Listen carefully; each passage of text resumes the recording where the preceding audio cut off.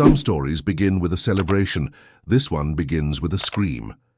It was March 17, 2019, when Sarah Wexler gave birth to her first child in St. Mary's Hospital, Portland, Oregon.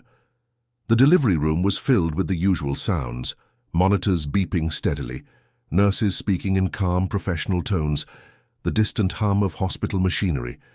Sarah's husband, Michael, stood beside her, gripping her hand, his face a mixture of exhaustion and pure joy. After 16 hours of labor, their daughter was finally here. But the cry they expected never came. Instead, there was silence. A terrible, suffocating silence that seemed to stretch on forever. Dr. Rebecca Martinez, the obstetrician who had guided Sarah through her pregnancy, held the newborn with careful hands. Her expression shifted from concentration to confusion, then to something that looked like concern. She turned slightly, shielding the baby from the parent's view, and called for the neonatal specialist with a voice that was too controlled, too measured. Sarah tried to sit up, panic rising in her chest. "What's wrong? Why isn't she crying? Let me see her." Michael moved forward, but a nurse gently placed a hand on his shoulder. "Just give the doctors a moment, Mr. Wexler. They're making sure everything is okay." But everything wasn't okay. Dr. Martinez handed the baby to Dr. Kenneth Chen, the neonatologist, who examined the infant under the warming lights. The baby was breathing, her tiny chest rising and falling with effort, her mouth opening and closing as if searching for something. But where her eyes should have been, there was only smooth skin. No eyelids, no visible eye structures, nothing. Just flat, unbroken skin stretched across the orbital area. The medical term is bilateral anophthalmia, the complete absence of eye tissue.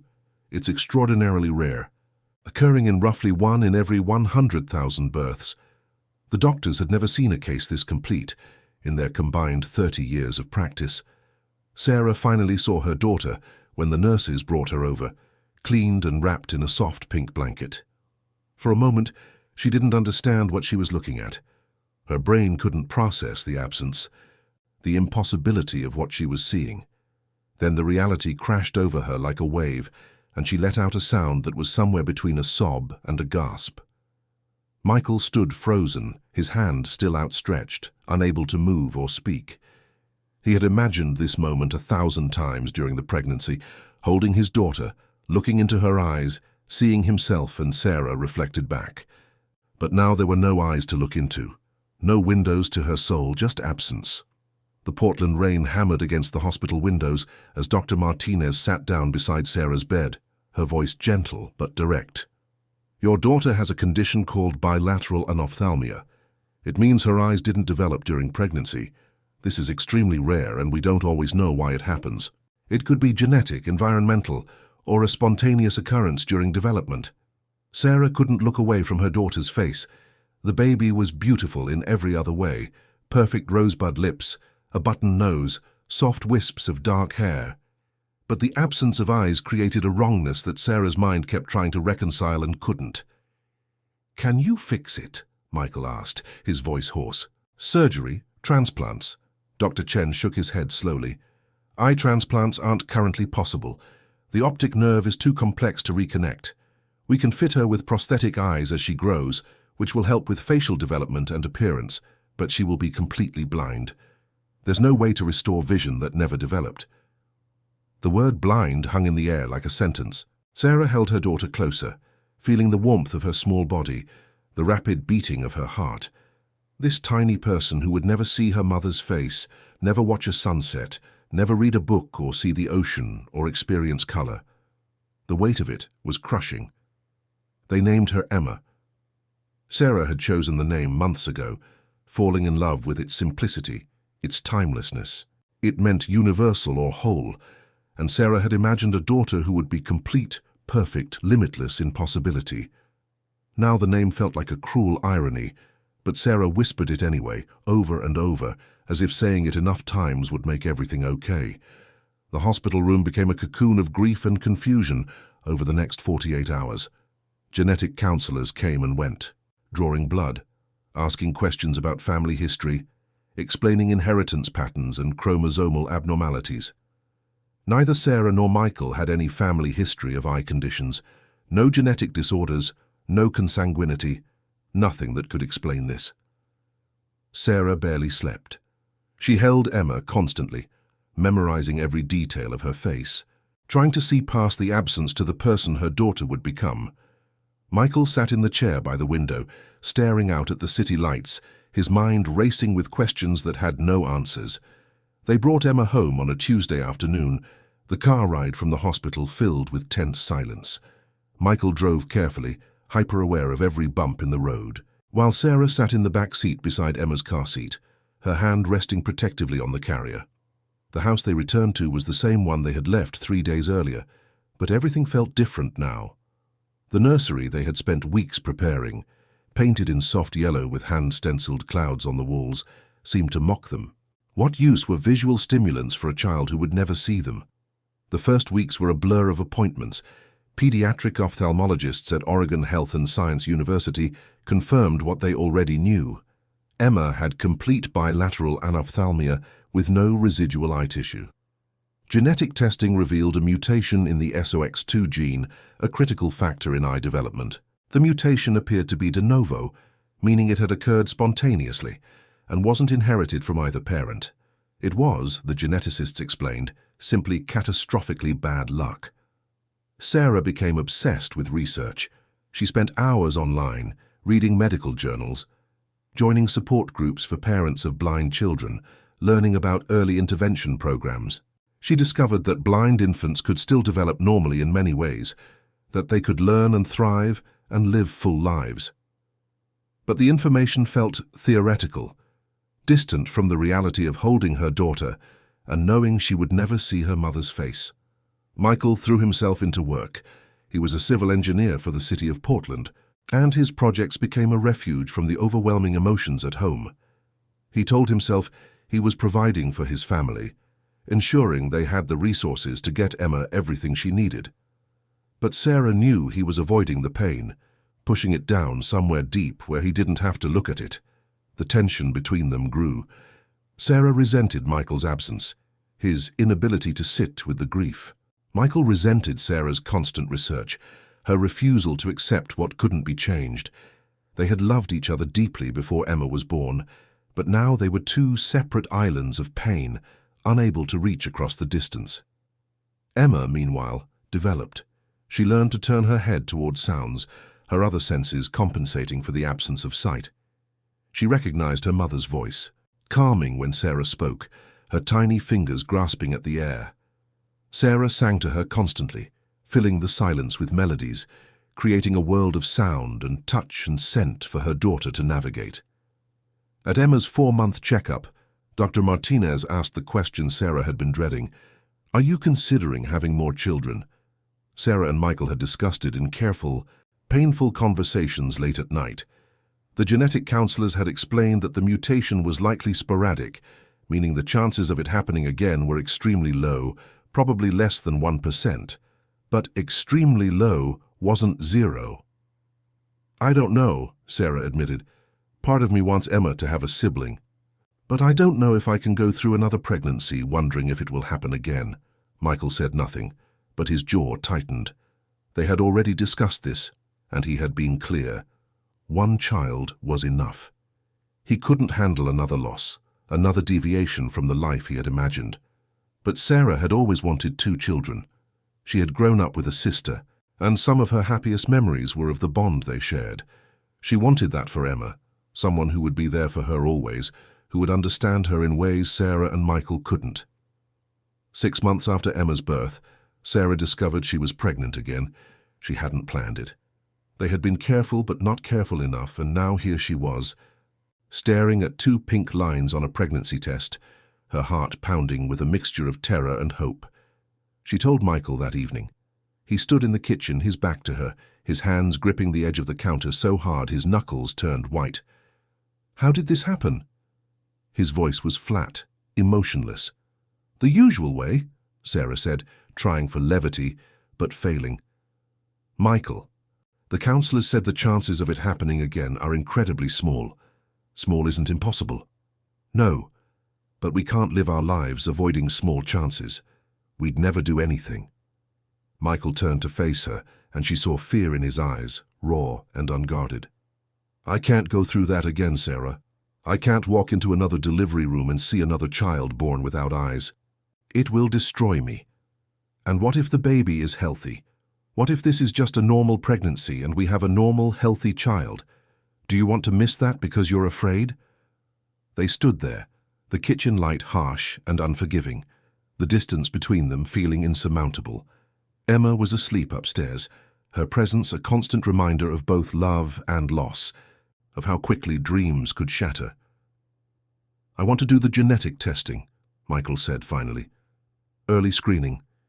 If there's any indication that something is wrong, I want to know. Sarah nodded slowly. It was a compromise, a fragile bridge between their fears.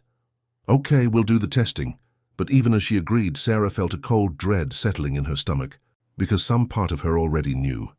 Some instinct, some premonition she couldn't name, whispered that this pregnancy would not be simple, that the nightmare was far from over. The ultrasound appointment was scheduled for 16 weeks. Sarah lay on the examination table, the cold gel spreading across her abdomen, while Michael stood beside her, his face carefully neutral. The technician, a cheerful woman named Linda, moved the transducer across Sarah's belly, her eyes fixed on the screen. Let's see what we've got here, Linda said, her tone bright. Everything looks good so far. Strong heartbeat, good size for gestational age.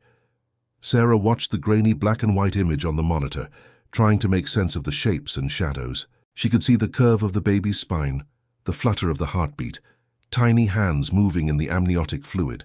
It looked perfect. It looked normal. And here are the facial features, Linda said, zooming in on the baby's profile. Nice nose, good chin development. Her voice trailed off. Her hand, which had been moving smoothly across Sarah's belly, stopped. The cheerful expression on her face flickered, replaced by concentration, then concern. Sarah's blood turned to ice. What? What is it? I need to get a better angle. Linda adjusted the transducer, pressing harder, moving it slowly across Sarah's abdomen. The silence in the room was suffocating. Michael stepped closer to the screen, his face pale. What are you looking for? Linda didn't answer immediately. She captured several images, her fingers moving quickly across the keyboard, then finally set down the transducer and turned to face them. Her professional smile was gone, replaced by careful neutrality. I'm going to have Dr. Patterson come in and take a look. I want him to review these images with you. Review what images? Sarah's voice was rising, panic clawing at her chest. What did you see? I need the doctor to confirm before I say anything. Please, just give me a few minutes. Linda left the room, and Sarah and Michael sat in crushing silence. Sarah's hands trembled as she wiped the gel from her stomach. She didn't need Linda to confirm anything. She already knew, deep in her bones, in some primal place beyond logic, she knew. Dr. Patterson entered 10 minutes later, his expression grave. He didn't waste time with pleasantries. He sat down, pulled up the ultrasound images on the computer, and pointed to the baby's face. I'm very sorry to tell you this, but I cannot identify any orbital structures on the ultrasound. No eye sockets, no visible eye development. Based on what I'm seeing, this appears to be bilateral anophthalmia, the same condition your first daughter has. The words hit Sarah like a physical blow. She heard Michael make a sound beside her, something between a gasp and a sob. The room spun, and she gripped the edge of the examination table to steady herself. That's not possible, she whispered. They said it was a spontaneous mutation. They said the chances of it happening again were less than 1%. Dr. Patterson's face was kind but firm. Spontaneous mutations can sometimes occur in the parental germline, affecting multiple offspring. It's rare, but it does happen. Or there may be a genetic factor we didn't identify in the initial testing. I strongly recommend you see a genetic specialist immediately for more comprehensive testing. Michael stood abruptly, his chair scraping harshly against the floor. He walked to the window, his back to them, his shoulders rigid. Sarah could see him fighting for control, his hands clenched into fists at his sides. What are our options? Sarah asked, though the question felt hollow. You can continue the pregnancy, Dr. Patterson said gently, or you can consider termination. Given your previous experience, this is something you'll need to discuss carefully. I can refer you to counselors who specialize in these situations. Sarah, dressed in numb silence after Dr. Patterson left. Her hands moved automatically, pulling on her clothes, gathering her belongings, but her mind was somewhere else entirely, lost in a fog of disbelief and horror. The drive home was silent. Michael didn't speak, didn't even look at her.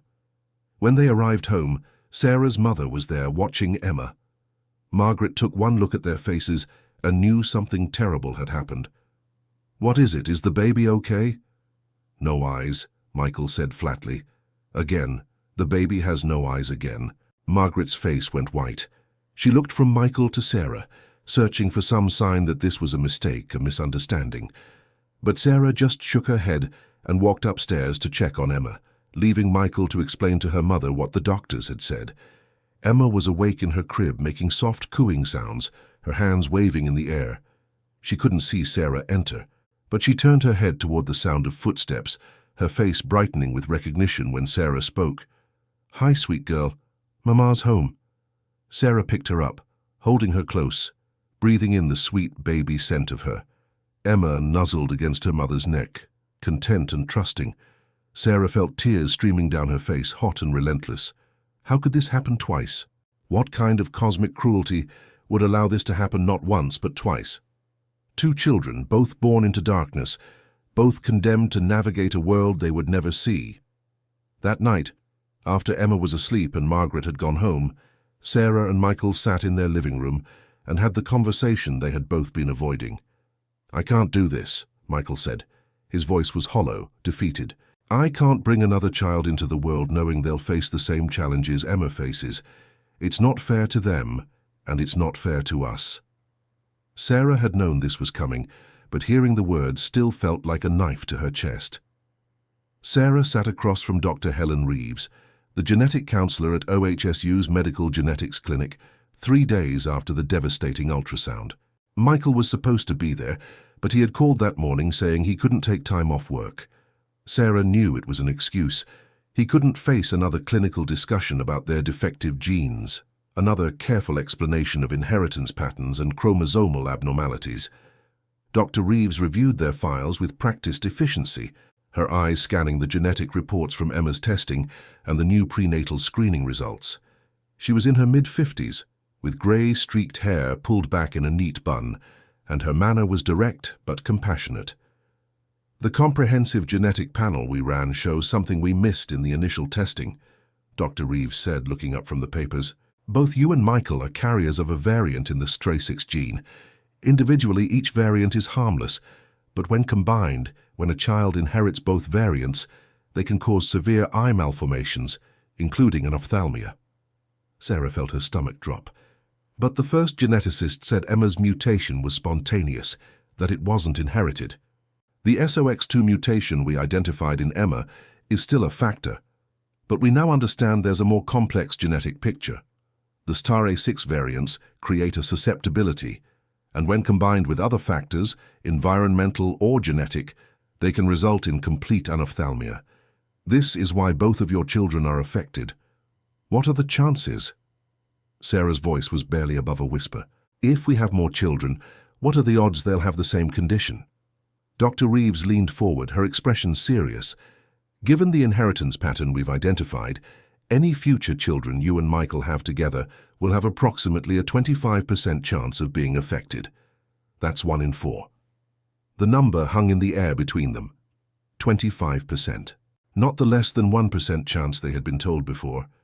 Not a random cosmic accident, a 1 in 4 genetic lottery that they would play every time they conceived a child together.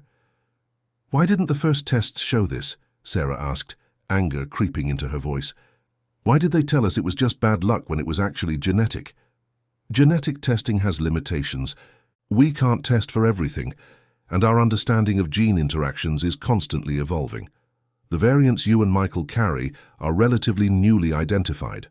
The first testing focused on the most common causes of anophthalmia, and those came back negative except for Emma's SOX2 mutation. It's only with more advanced sequencing that we discovered this TRA6 involvement. Sarah left the appointment in a daze. She sat in her car in the hospital parking lot for 20 minutes, unable to drive, unable to think. 25%. 1 in 4. The math was simple and terrible. She called Michael. He answered on the 4th ring, his voice distracted. "Sarah, I'm in a meeting. Can this wait?" They found something. The genetic counselor found why this is happening. There was a pause, then the sound of a door closing. What did she say? Sarah explained the stray 6 variants, the 25% risk, the reality that this wasn't a fluke, but a genetic incompatibility between them. Michael was silent for so long, she thought the call had dropped. "Michael? So what you're saying is, we can't have healthy children together. We're genetically incompatible." "That's not what I'm saying. We have a 75% chance of having a healthy child. That's good odds. And a 25% chance of having another child born without eyes. I can't accept those odds, Sarah. I won't." "So what are you suggesting? That we stop trying, that Emma never has a sibling?" "I'm suggesting we accept reality. We have Emma. She's beautiful and we love her, but this family is complete. We can't keep gambling with these odds." Sarah felt something break inside her. "You want me to terminate this pregnancy?" Another long silence. Then quietly, "Yes. I think that's the right choice." Sarah ended the call without responding. She sat in the parking lot as afternoon faded to evening, watching hospital workers change shifts, ambulances come and go, the ordinary machinery of life continuing around her while her world imploded. She thought about the baby growing inside her, 16 weeks along, the size of an avocado, according to the pregnancy app on her phone. A baby who would never see her face, who would live in permanent darkness like Emma. But also a baby who was alive, who had a heartbeat, who deserved a chance at life. Sarah drove home as the Portland sky darkened, rain beginning to fall in the persistent drizzle that characterized the Pacific Northwest. When she arrived, Michael's car was already in the driveway. She found him in Emma's room, sitting in the rocking chair with their daughter asleep on his chest. He looked up when Sarah entered, his eyes red-rimmed. "I love her so much," he said softly. "But every day is so hard, watching her struggle with things other babies do easily, knowing that every milestone will be a battle. I don't know if I can do it again." Sarah sat down on the floor beside the rocking chair, her hand resting on Michael's knee. "I know it's hard, but she's our daughter, and she's perfect. And this baby," she placed her hand on her stomach, "this baby is also our child. I can't just give up on them. Even knowing what they'll face, even knowing they'll never see. Even knowing that, because they deserve to exist. They deserve to be loved." Michael closed his eyes, tears sliding down his cheeks. "I don't know if I'm strong enough, Sarah. I really don't." They sat there in the darkening room, the sound of rain against the windows, Emma breathing softly between them, and the uncertain future stretching ahead like an endless road into darkness. Sarah made her decision alone. She sat in the clinic waiting room 3 days after her conversation with Michael, surrounded by women in various stages of pregnancy, some reading magazines, others scrolling through their phones, all of them unaware of the battle raging inside her. She had an appointment scheduled for a termination. Michael had made it without telling her, then left the confirmation details on the kitchen counter, like a passive-aggressive invitation. She had stared at that paper for hours, the appointment time circled in red ink, 2:00 p.m. Thursday. But sitting there in the clinic, watching pregnant women come and go, Sarah realized she couldn't do it. Whatever her marriage cost her, whatever difficulties lay ahead, she couldn't end this pregnancy. The baby inside her was alive, growing, real, and maybe, just maybe, this child would teach them something Emma couldn't. Maybe this child would show them how to be stronger. She walked out of the clinic without going through with the appointment. She drove to her sister's house instead, arriving unannounced and breaking down in tears the moment Jennifer opened the door. Jennifer held her while she cried, led her to the couch, made tea that Sarah didn't drink, and listened as Sarah explained everything. The diagnosis, Michael's demands, the genetic counseling, the impossible choice between her marriage and her unborn child. "What do you want to do?" Jennifer asked when Sarah finally ran out of words. "I want to have this baby," Sarah said. "I want to give Emma a sibling. I want our family to be complete, even if it's not perfect." "Then that's what you do, and Michael will either accept it or he won't, but that's his choice to make, not yours." Sarah went home that evening and told Michael she was continuing the pregnancy. He received the news with cold silence, then walked out of the house and didn't return until after midnight. When he finally came to bed, he slept on the far edge of the mattress, as far from Sarah as possible without actually leaving. The pregnancy progressed. Sarah's second son was born in October 2020, during the height of the COVID pandemic. The delivery room was sterile and masked, and when they placed Oliver in Sarah's arms, she looked at his face and saw the same smooth skin where his eyes should have been. She had prepared herself for it, but the reality still cut deep. Michael stood in the corner of the room, not holding the baby, not touching Sarah, just standing there like a ghost haunting his own life. They brought Oliver home to a world transformed by pandemic lockdowns. Emma was now 18 months old, beginning to walk with assistance, her hands always outstretched, feeling her way through space. Sarah hired an early intervention specialist who worked with Emma remotely via video calls, teaching her basic orientation and mobility skills adapted for her age. Adding Oliver to the equation was overwhelming. 2 babies, both blind, both requiring constant attention and specialized care. Sarah's days blurred together: feedings, diaper changes, therapy appointments, prosthetic fittings, doctor's visits. She moved through it all in a fog of exhaustion and determination. Michael became a shadow in his own home. He went to work early, came home late, and when he was there he interacted with Emma, but avoided Oliver almost entirely. Sarah watched her marriage crumble in slow motion, each day another small death, another brick removed from the foundation they had built together. One night, when Oliver was 3 months old and Emma was nearly 2, Sarah found Michael sitting in the garage with a beer in his hand, staring at nothing. "You can't keep doing this," Sarah said. "You can't ignore your own son." "I didn't want him," Michael said flatly. "You knew that, and you had him anyway. He's here, he exists. You don't get to pretend he doesn't." Michael looked at her then, and his eyes were empty. "I don't know how to love him, Sarah. I look at him and all I feel is anger. Anger at you for having him. Anger at myself for not being strong enough to handle this. Anger at the universe for doing this to us twice. So you're just going to abandon him? Abandon all of us? I don't know what I'm going to do, but I can't keep living like this, pretending everything is okay when it's not. We're drowning, Sarah. Can't you see that? We're drowning and you keep adding weight to the boat." Sarah felt something break inside her, some final thread of hope she had been holding on to. "If you can't love our children, both of them, then maybe you should leave." The words hung between them, final and irrevocable. Michael set down his beer, stood up and walked past her into the house without responding. 3 weeks later, he moved out.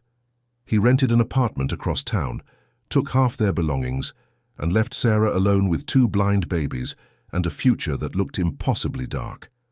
But Sarah was stronger than she had known. She adapted, created routines, built a support network of therapists and family members and other parents of disabled children. She learned to read Emma's cues, to anticipate Oliver's needs, to navigate a world that wasn't designed for her children. And slowly, painfully, she began to build a new life from the ruins of the old one. The divorce was finalized in April 2021. Michael agreed to child support and visitation rights with Emma, but declined regular visitation with Oliver. His lawyer carefully worded it as, "The father needs time to establish a relationship with the younger child," but everyone knew what it meant.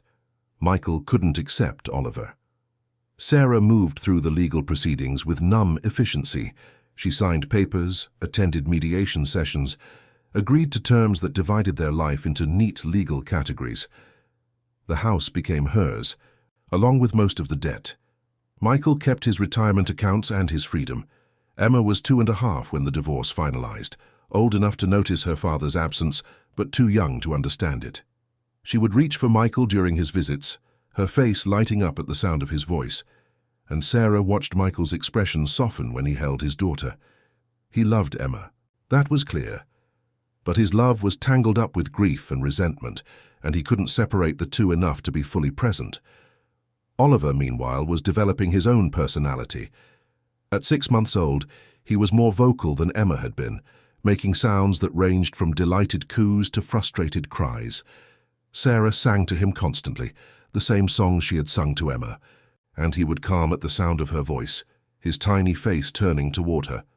The prosthetic process began early for both children.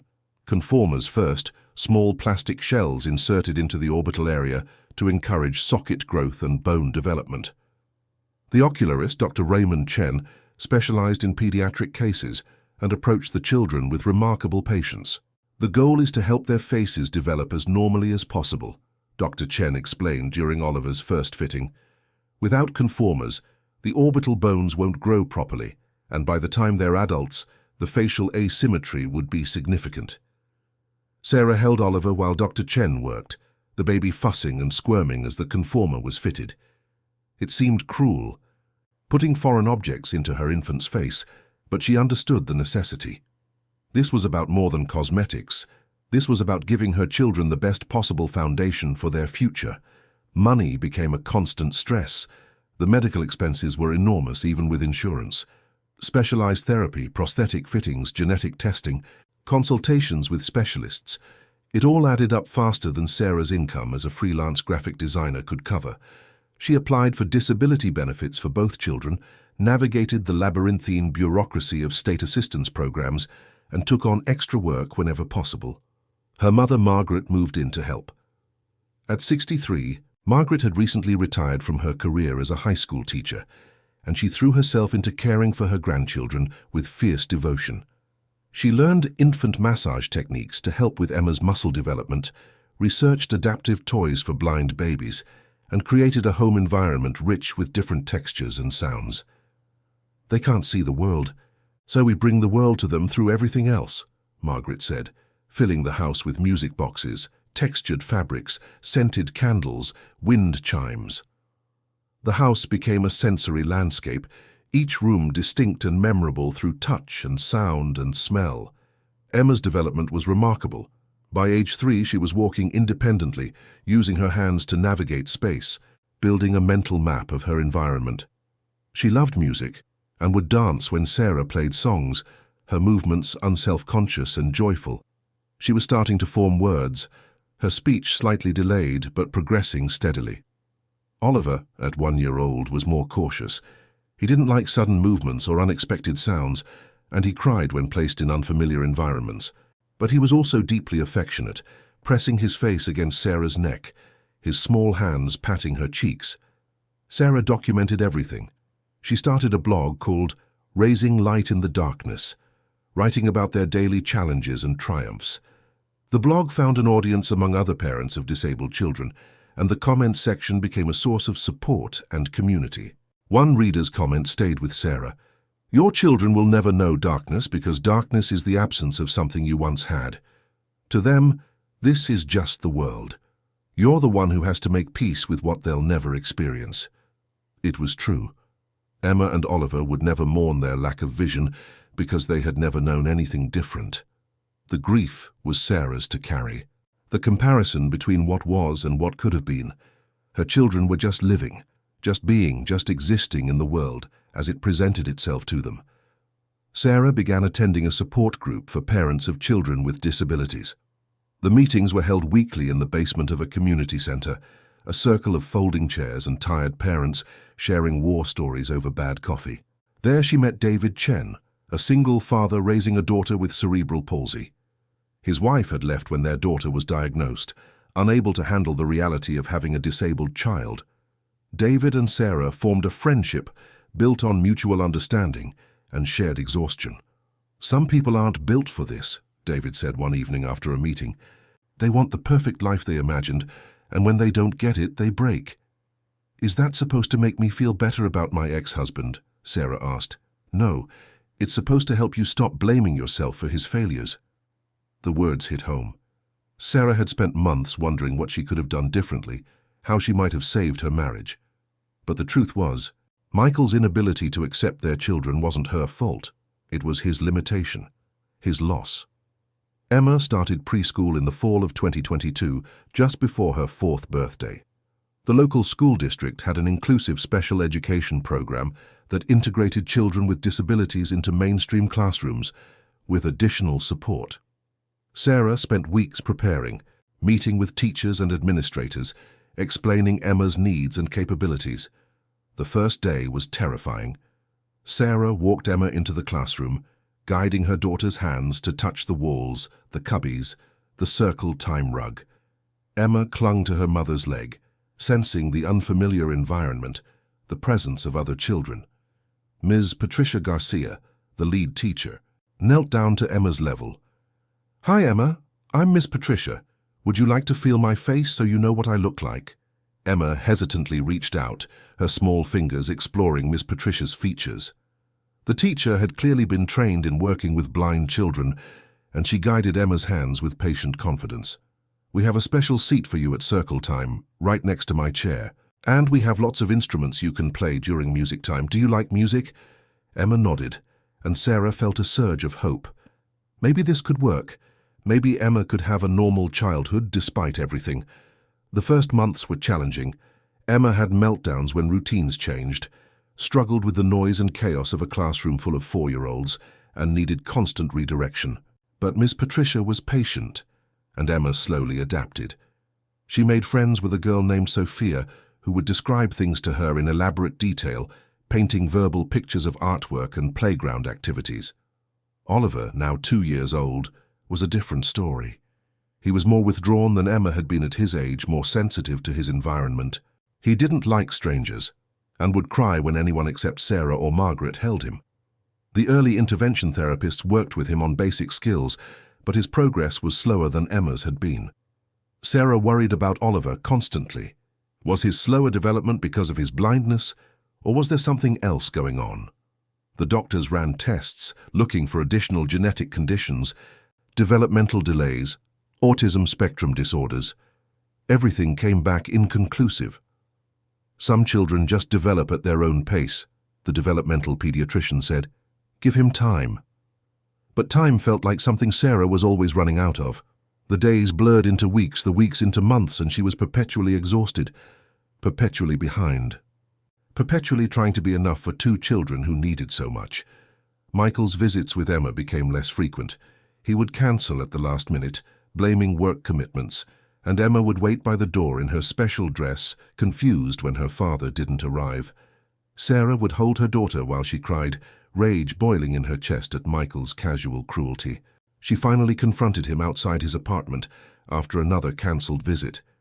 "You don't get to do this to her. You don't get to promise to be there and then disappear." Michael looked exhausted, older than his 38 years. "I'm doing my best, Sarah." "Your best isn't good enough. Emma needs reliability. She needs to know you'll be there when you say you will. I can't do this right now. Work is insane, and I'm barely keeping my head above water." "We're all barely keeping our heads above water, Michael, but Emma is your daughter, and she needs her father." Something shifted in Michael's expression, a crack in the armor he'd built around himself. "Every time I see her, I'm reminded of everything we lost, the life we were supposed to have, the normal, healthy children we were supposed to raise, and I know that's not fair to her, but I can't help it." "Then get therapy. Work through it.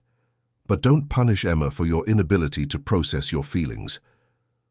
The conversation ended without resolution, but something had changed.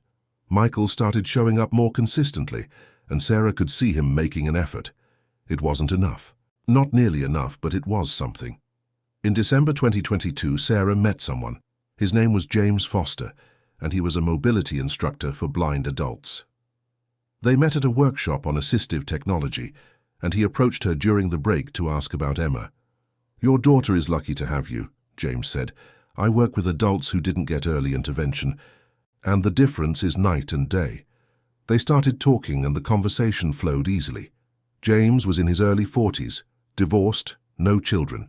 He had gone into blindness education after his younger brother lost his vision in a car accident, and he spoke about disability with a matter-of-fact acceptance Sarah found refreshing. They exchanged numbers. James texted the next day, asking if she wanted to grab coffee. Sarah hesitated. Dating felt impossible with her life, but she agreed. The coffee date turned into dinner. Dinner turned into regular meetups. James was patient with her chaotic schedule, understanding when she had to cancel because of a medical emergency or therapy appointment. He met Emma and Oliver and spoke to them with respect, not pity. "They're just kids," James said. "They happen to be blind, but that's not all they are." It was exactly what Sarah needed to hear. Someone who saw her children as whole people, not tragedies. Someone who understood that disability was a characteristic, not a defining feature. For the first time since Emma's birth, Sarah allowed herself to imagine a future that included happiness. By 2023, Sarah had built a life that worked. It wasn't the life she had imagined 5 years earlier, but it was rich and full in ways she hadn't expected. Emma was thriving in kindergarten, reading Braille, and navigating the school independently with her white cane. Oliver, now 3, was finally starting to come out of his shell, his language skills developing rapidly. The house had been completely adapted for the children's needs. Tactile markers identified different rooms, furniture was arranged in consistent patterns, stairs had textured tape on the edges. Every cabinet and drawer had a specific place, and nothing was ever moved without explaining to Emma and Oliver first. James had become a steady presence in their lives. He came for dinner twice a week, helped with bedtime routines, and showed Sarah adaptive techniques she hadn't known existed. He taught Emma how to use an audio labeling system for her toys, showed Oliver how textured balls could help develop his motor skills. Margaret, watching James interact with the children one evening, pulled Sarah aside. "He's good for you. Good for all of you." Sarah smiled. "I know. I'm trying not to overthink it. You overthink everything. Just let yourself be happy." In March 2023, Sarah received a call from a genetic counselor at OHSU. Dr. Reeves had been following their case, and new research had emerged about the STRA6 gene variants and potential interventions. "We can't restore vision," Dr. Reeves explained, "but we've identified families with similar genetic profiles, and there's a research study looking at early intervention strategies to support development in children with congenital anophthalmia. I think Emma and Oliver would be excellent candidates." Sarah enrolled both children in the study. It involved quarterly assessments, developmental tracking, and participation in new adaptive education programs. The research team was particularly interested in Oliver's slower development, wondering if there were strategies that could help children like him reach their full potential earlier. Through the study, Sarah met other families dealing with the same condition. The Johnsons had twin boys with bilateral anophthalmia. The Patels had a daughter who was blind from microphthalmia. These families became Sarah's tribe, people who understood without explanation, who could laugh about prosthetic eye mishaps and commiserate about ignorant strangers. One mother, Lisa Johnson, became particularly close with Sarah. Over coffee one afternoon, Lisa shared her own story of her marriage surviving where Sarah's hadn't.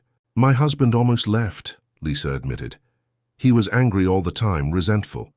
But he agreed to therapy, and the therapist made him confront what he was really afraid of, that he wouldn't be enough for our boys, that he would fail them." "What changed?" Sarah asked. He realized that fear of failing was causing him to actually fail. Once he accepted that, he could start showing up. It wasn't immediate and it wasn't easy, but he got there. Sarah thought about Michael, about whether he would ever get there. Part of her had stopped hoping, had made peace with raising Emma and Oliver essentially alone. But another part, a small, stubborn part, still wanted Michael to step up, to be the father their children deserved. In June 2023, Emma graduated from kindergarten.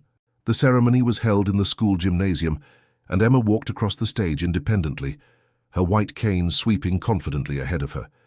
When they called her name, she turned toward the sound of Sarah's cheering and broke into a huge smile. Michael was there, sitting in the back row. Sarah hadn't known he was coming. After the ceremony, he approached them cautiously. "Emma, you did great up there," he said, kneeling down to hug his daughter. Emma threw her arms around his neck. "Daddy, did you see me? I didn't even bump into anything." Michael's face crumpled, and Sarah saw tears on his cheeks. "I saw, sweetheart. I'm so proud of you." Later, while Emma played with Sophia on the playground, Michael approached Sarah. "Can we talk?" They sat on a bench while Oliver napped in his stroller beside them. Michael looked at his sleeping son, really looked at him, for what seemed like the first time. "I've been going to therapy," Michael said quietly. "For almost a year now, working through a lot of things." "That's good," Sarah said carefully. "I want to be part of Oliver's life. Really part of it, not just legally obligated. I know I've been a terrible father to him and I can't take that back, but I want to try to do better." Sarah felt tears prickling her eyes. "He needs you, Michael. They both do." "I know, and I'm sorry it took me so long to get here. I'm sorry for everything. It wasn't a Hollywood ending. Michael's relationship with Oliver would take time to build, trust to earn. But it was a beginning, a crack in the wall that might eventually become a door." Sarah looked at her children, at Emma laughing with her friends, at Oliver sleeping peacefully, at the life they had built from impossible circumstances. It wasn't the life she had planned, but it was real and hard-won and in its own way beautiful. The Wexler family story didn't end with eyes that would never see. It continued with hands that learned to feel the world, ears that heard every nuance, hearts that loved fiercely despite every obstacle. And that, Sarah realized, was more than enough. Every family hides secrets, some so dark they should never see the light of day. Here, we open the doors to those shadowed pasts, uncovering hidden crimes, silent pacts, and stories that echo like ghosts through the halls of memory. If you've made it this far, it means you also carry that forbidden curiosity. So don't hesitate. Subscribe to the channel now, turn on the bell, and follow our next revelations. Because every day, new secrets emerge, and only those who dare to face the truth remain to hear them.